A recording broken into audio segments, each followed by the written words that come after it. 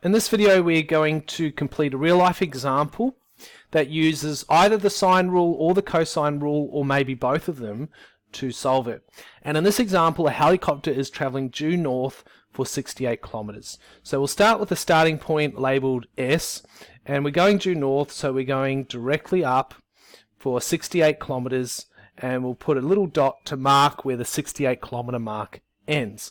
Now it then says that we are travelling 127 kilometers at a bearing of 120 degrees. So we need our compass and we need to put it on the point up above, since that is where our helicopter is when it decides to change direction. So how do we mark 120 degrees? Well, if we mark a dotted line directly east, we know that that angle is 90 degrees from north, and we only need an extra 30 degrees to make 120, since 90 plus 30 is 120 degrees. This is the direction we're now going. So we're going to draw a nice straight line like so, hopefully straighter than mine, and we're going to mark where the 127 kilometer mark ends. Alright, then in question A it says, how far must it travel, the helicopter travel, to get back to its starting point? Correct to the nearest kilometer. So if it's going back to its starting point, it's going back to S in a nice straight line. We're going to label that X, and we're going to calculate X for question A. Now you'll notice that we actually have three sides labelled: the 68 kilometers, the 127 kilometers, and the X. Those are our three sides, but we don't have an angle yet, but we can get that. I can see that this angle here is 60 degrees, because 60 plus 90 plus 30, when I add these three up, equals 180. And that's what I want to see, because it's 180 degrees from north to south. So now I have my angle, which is 60 degrees. Three sides and an angle. And we learned that if you have three sides and an angle, then you're probably going to use the cosine rule. So let's write it down. C squared equals A squared plus B squared minus 2AB cos capital C. Alright, now what I'm going to do is I'm going to grab a green marker and I'm going to label my C's, A's and B's and so on. In fact, it might get a little confusing with my A there, so I'll just change it and write angle so we don't get confused.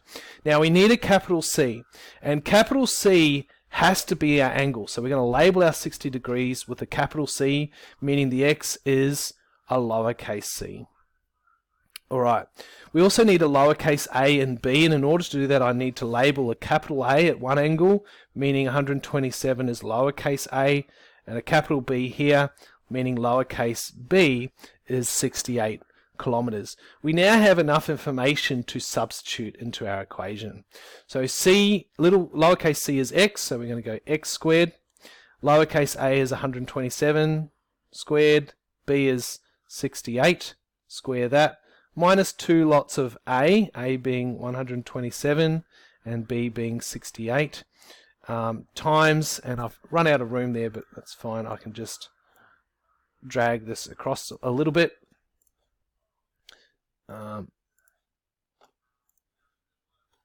Okay, times cos of C, and C being 60 degrees.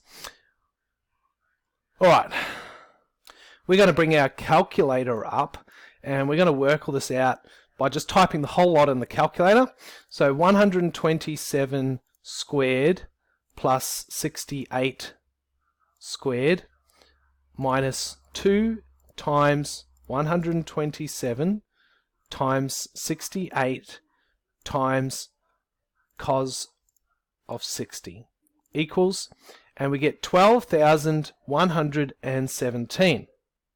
So coming over here, 12,117, which is what x squared equals, but to find x we need to square root that. So x equals the square root of 12,117.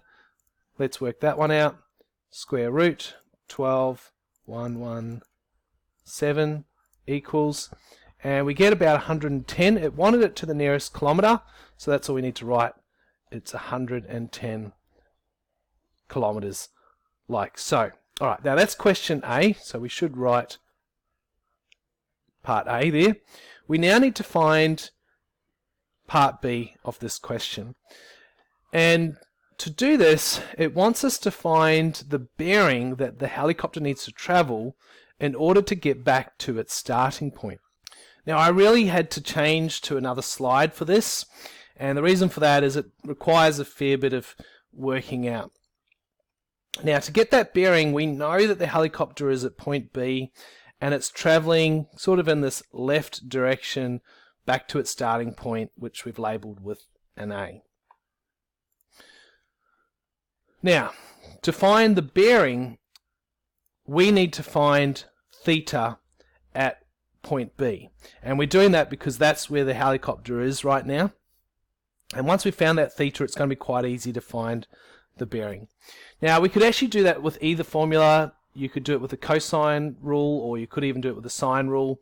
I'm going to use the sine rule just because I find the sine rule to be a bit quicker.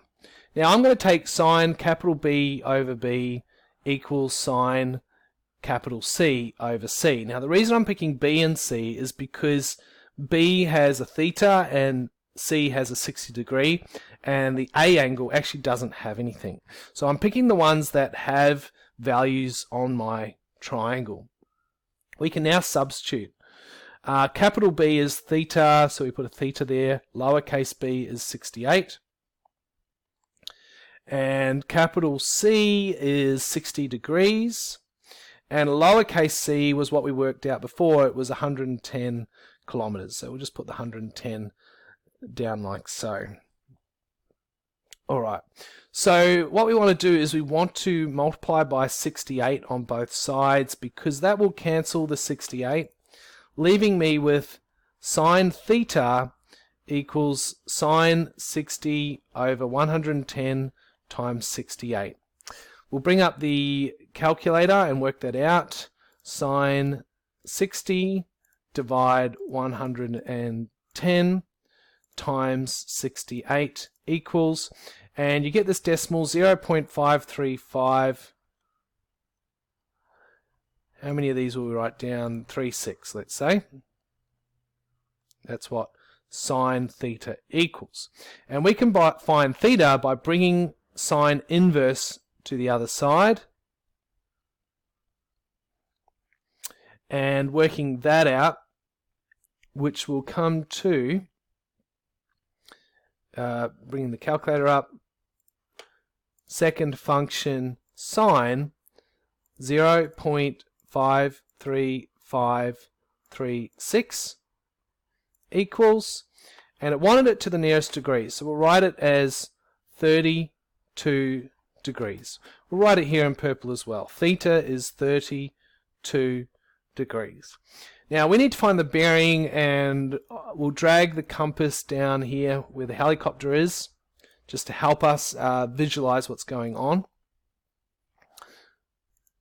Now if I draw a dotted line representing the northerly direction, I can find this angle in here. This angle here is 60 degrees. Why is that? Well, you might remember from a long time ago, if you get a Z shape, that the angles will be the same. So this one here is 60. And we can see, well actually what we'll do is we'll add them together. 60 plus 32 equals 92 degrees. Why did I do that? Well, that's telling me, remembering that this is north, that my helicopter is 92 degrees kind of left from north. And now we can find our bearing. Since north is representative of 360 degrees, we can go 360 minus 92, which gives us our bearing of 268 degrees for our helicopter. And that concludes our video on example 1.